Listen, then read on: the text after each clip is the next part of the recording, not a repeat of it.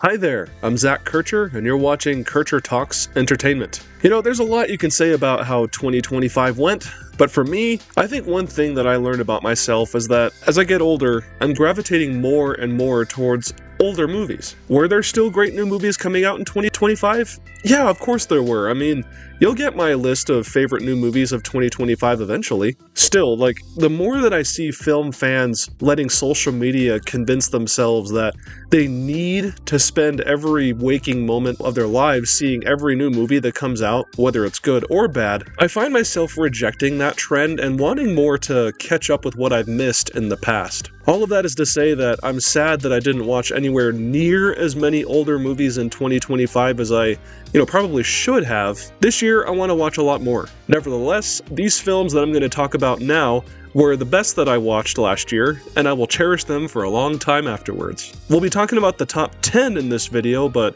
I do want to address some honorable mentions first, which will be discussed in alphabetical order. Hannah and Her Sisters normally wouldn't have been my first choice of a movie to watch, since I'm not really a fan of Woody Allen as a person or a filmmaker, but this one was surprisingly great. Check out my I Have Never Seen review for more of my thoughts. Miller's Crossing was a long-time blind spot among the Coen brothers' filmography, and I'm glad that I finally experienced this Prohibition-era mob thriller. It may not reach the heights of crime films like The Godfather, but I would happily watch it again to revel in the suspense and enjoy the performances. The Sting was something I watched right after learning about the passing of Robert Redford, and it was probably the best film I could have watched following his death. Not only does it feature one of his more charismatic and memorable performances, but it's otherwise just a solid, crowd-pleasing caper that more than earned its Best Picture win back in 1973. Superbad was another movie that I reviewed for the I Have Never Seen series, and didn't expect much out of it since raunchy comedies aren't really my thing. To my surprise though, I really dug this one. And last but not least, Thief was the triumphant directorial debut of Michael Mann, and I had a lot of fun watching the late and great James Caan play a safecracker working at the top of his game. I prefer Michael Mann's Heat personally, but his earliest movie is nothing to scoff at. Now that we've gotten all of that out of the way, let's talk about the actual top 10. We'll start with Number 10. This year, I watched 5 movies for the first time that also won Best Picture, 2 of which were good, but didn't really stick with me enough to land in the actual top 10 or the honorable mentions. One of them was my honorable mentions, and then 2 of them ended up on the actual list. One of them will be mentioned later, but rounding out my top 10 list is On the Waterfront, which features one of the defining Oscar-winning performances of Marlon Brando's career. That's saying a lot, considering that that's Marlo friggin' Brando I'm talking about. I mean, he played Vito Corleone for goodness sake. Now, this particular performance, though, is notable since this story about exposing corruption and promoting labor rights, it really wouldn't have worked if it wasn't for how much Marlon Brando gave humanity to the struggle of the everyman. These days, it's hard to deny the power of this kind of story, between watching the dock workers stand up against their corrupt employers, Father Barry inspiring people through his powerful words and shepherding over his flock of followers, as well as how down-to-earth the screenplay and direction are. This film reinforced my belief that if you're in a position of power in the working world, it's your responsibility to treat people with kindness, empathy, and respect as much as you possibly really can. For, you may never know how much that kindness could be a benefit to someone's life, unlike how poorly Terry Malloy, played by Marlon Brando, and his peers are treated in the New Jersey docks. It's a great film to experience at least once, not just to witness Marlon Brando at his method acting peak. You don't understand. I could have had class. I could have been a contender. I could have been somebody.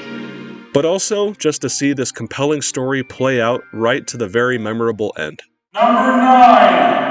Now, something that I always find really fascinating in stories is how different people depict the afterlife, and A Matter of Life and Death is one such movie. This particular story centers on a pilot of the Royal Air Force who happens to cheat death at the end of World War II, only for his continued second chance existence in the mortal life to be put into question in the literal courts of heaven. What we get as a result is a deeply interesting, romantic, spiritual, and even thought-provoking story as a man has to fight for his right to a second chance. Something that really stood out to me about this story is how much, The color grading and the visual effects were integral to the story, pretty much like how it was to The Wizard of Oz back in 1939, 7 years before this movie came out. A Matter of Life and Death has these amazingly creative sets that are used to envision this ambitious depiction of the afterlife, what with its massive rooms of people who have moved on to the next life, as well as the film's signature set piece of David Niven ascending up a literal stairway to heaven. I don't know if that was the inspiration for the Led Zeppelin song, but it's kind of cool to think about in that sense. This movie is basically 80 years old now, and yet even now it was incredible to witness how the filmmakers brought a vision of, the life after this one to a very tactile, ambitious way that few would even dare to attempt these days. And it's all in service of a story that I greatly appreciated with how life-affirming and wholesome it was, especially given the film's intent was to basically give comfort to a ton of different Americans, Canadians,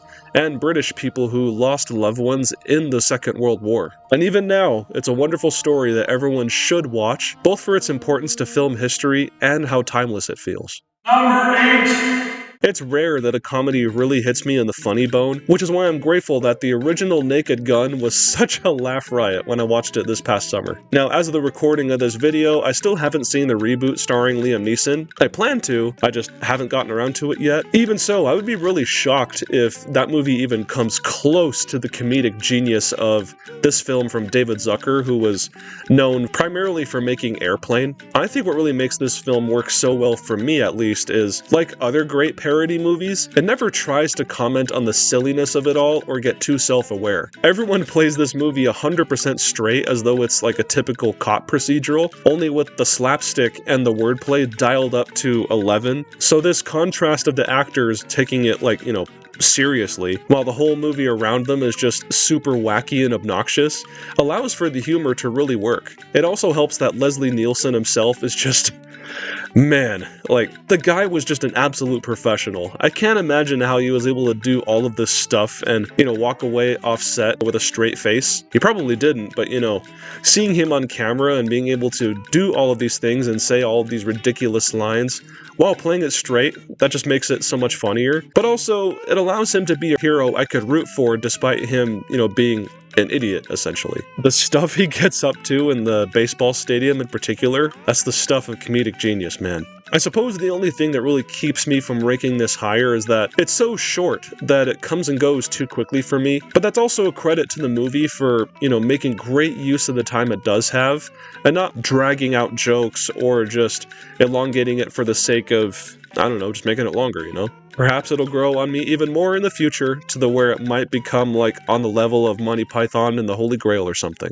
Number 7. Now, there have been lots of movies in my life that I've simply put off watching for one reason or another, some of which I can't even explain. Now that I'm older and place even greater value on movies from yesteryear, usually when I talk to someone and they chew me out for not having seen a certain movie that they love, I'm usually like, I really should watch that. Training Day was one such movie, because I have a coworker who, on occasion, I would send a gif of Denzel Washington saying this.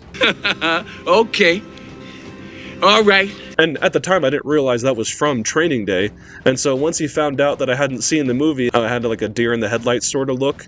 I promised him that I'd watch it at some point. I'm glad I eventually made do on that promise, since I was completely riveted by this movie from beginning to end. So many things work very well here to the film's favor, especially the performances, Denzel in particular being super worthy of the Oscar he did get, the memorable dialogue that keeps delivering scene after scene of banger moments, the direction always puts the actors and the audience in intense situations, and a story that ultimately speaks volumes about how doing the right thing may be difficult, but it rewards those who maintain integrity in their lives. Having all of that be filtered through a story of corruption among narcs just felt right to me, and I frankly had a blast just watching all of this play out over the course of a story that's tied to a single 24-hour period. I just hope and pray that I never have a first day of work as traumatic and intense as what Ethan Hawke's character went through.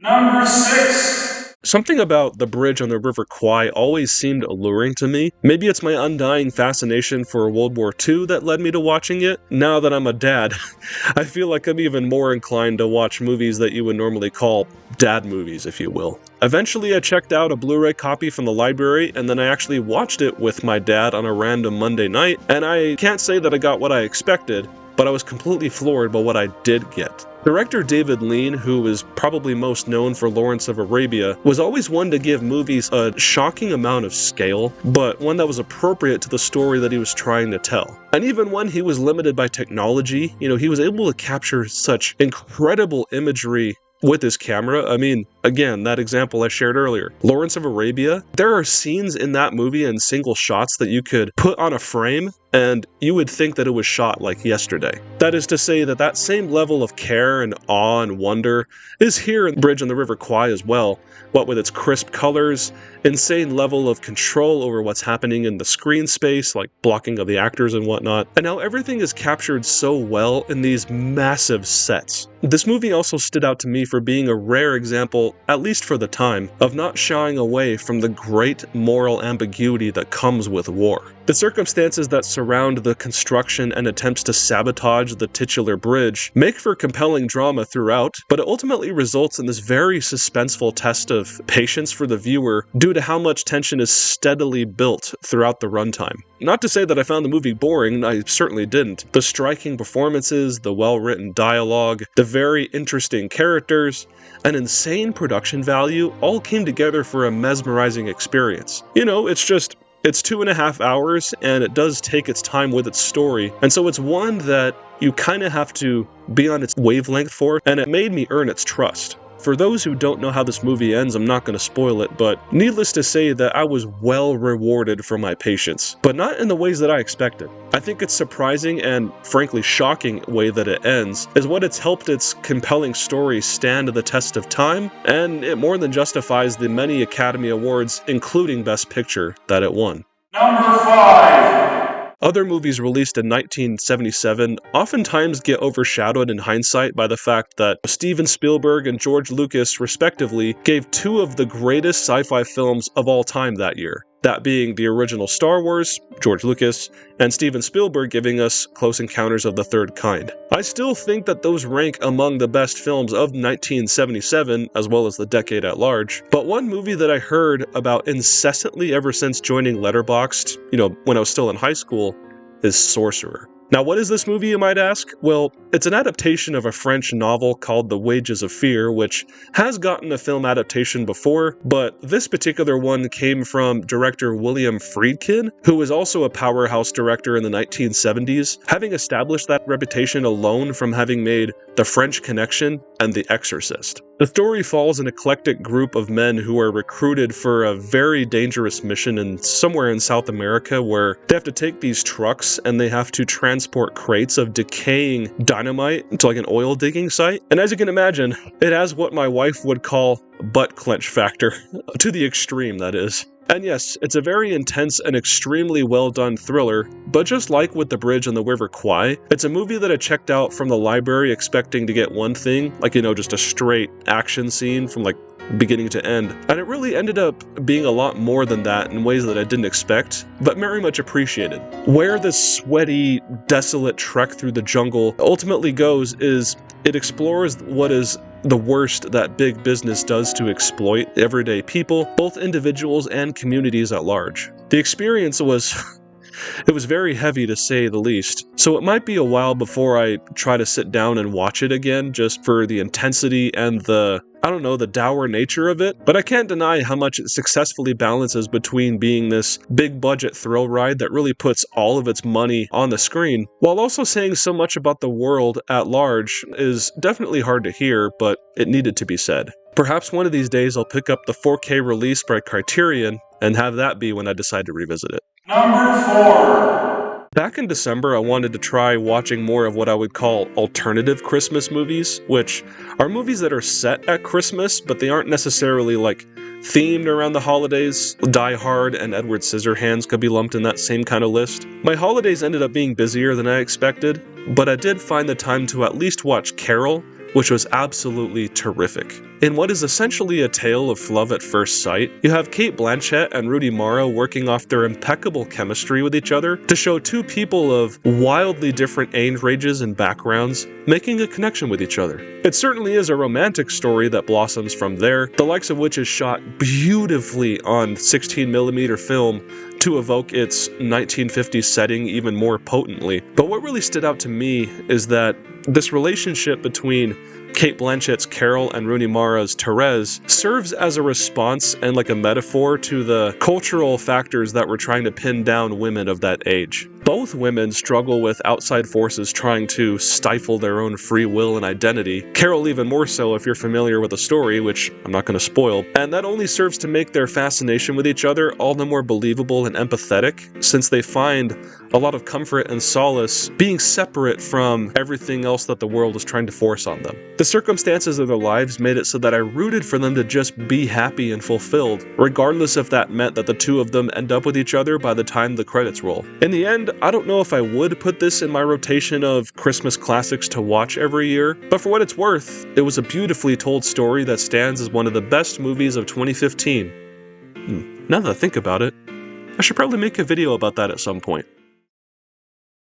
Number 3. Director John Ford really was one of the best to ever do it, huh? I mean, especially in the Western genre. We're talking about the guy that made The Searchers, the man who shot Liberty Valance, and of course, I'm also talking about Stagecoach. I do have to acknowledge that this film has been subject to criticism due to depicting the Apache people as savages to be feared, and it should be criticized as such. I think it's perfectly justified to condemn the film for reinforcing those harmful stereotypes, while I also cannot deny that this is an absolute landmark for filmmaking in general, let alone for westerns and action movies. Basically anything you could ever want out of a popcorn movie is here. I mean, you've got compelling characters who all have satisfying arcs to them, actors having the time of their life, especially John Wayne as the Ringo Kid, holy cow. That is the stuff of movie stars right there. It all culminates in an exciting story that keeps you gripped on the edge of your seat. The film is also a very lean and mean 90-minute length, in which not a single second is wasted on nonsense or filler.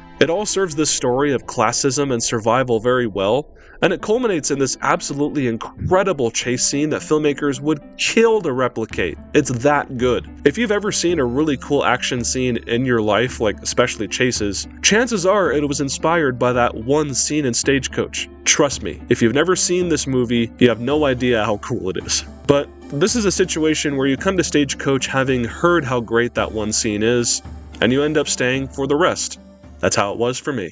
Number 2. The only film reviewed on my I Have Never Seen series to make it into the top 10, High and Low is an absolute triumph from an even more triumphant filmmaker, the legendary Akira Kurosawa. Just like how Stagecoach helped set the standard for action scenes in the years to come, High and Low essentially created the concept of the cop procedural. It's methodical with its pacing, divulging of information to the audience, and composition regarding of how it was filmed, resulting in a movie that is just as much fun to look at as it is to unpack, story-wise. I could talk about how things like how masterfully Kurosawa handled the blocking of his actors, framing everything in his camera with such precise detail, or how he's able to tell so effortlessly a story of two different halves, the first half being a series of different phone call conversations that happen in basically one room, and the other being the actual police investigation. All of that really does make for an interesting movie,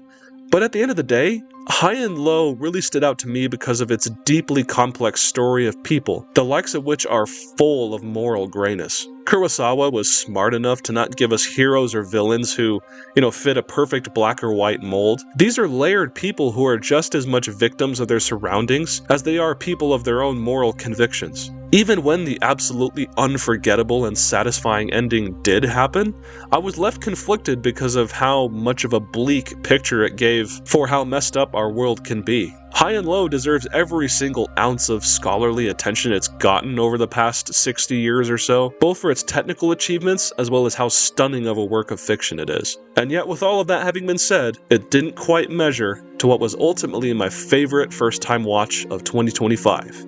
Ladies and gentlemen, that is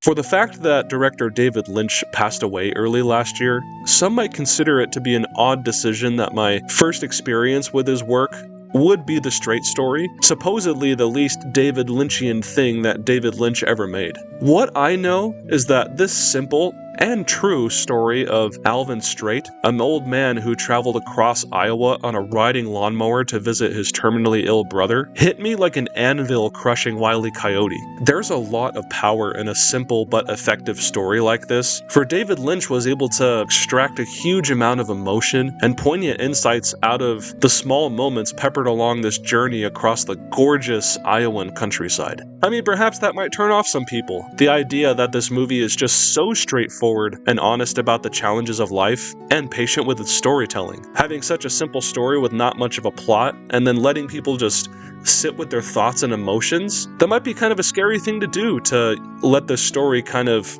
unwind yourself in a way. And yet that's what I truly love most about the Straight story. Apart from it being a gorgeously shot film with lovely music and heartfelt performances, especially from Richard Farnsworth, who sadly committed suicide not long after this film released, this whole experience felt like a warm hug from your grandpa as he's giving you sage advice on how to live a full life. I mean, for goodness sakes, Alvin Straight basically does that in one scene in this movie. And on that note, if you are being given advice on how to live a full life, it's not a life seeking after pleasure, fame, or some kind of material success, but one with a sense of true purpose and anchored in real, genuine values. The Straight story is truly a one-of-a-kind movie experience, and I would wholeheartedly recommend it to anybody, especially if one is looking for a movie that takes its time and respects its audience enough to demand their patience, attention, and emotional intelligence. From the bottom of my heart, thank you, David Lynch, for making such a tender and a richly emotional work of art, and may you continue to rest in peace. And that's it. Thank you so much for watching. If you enjoyed this video, please do give it a like and subscribe to the channel. For doing both of those things really do help me out, and I will see you all in the next one.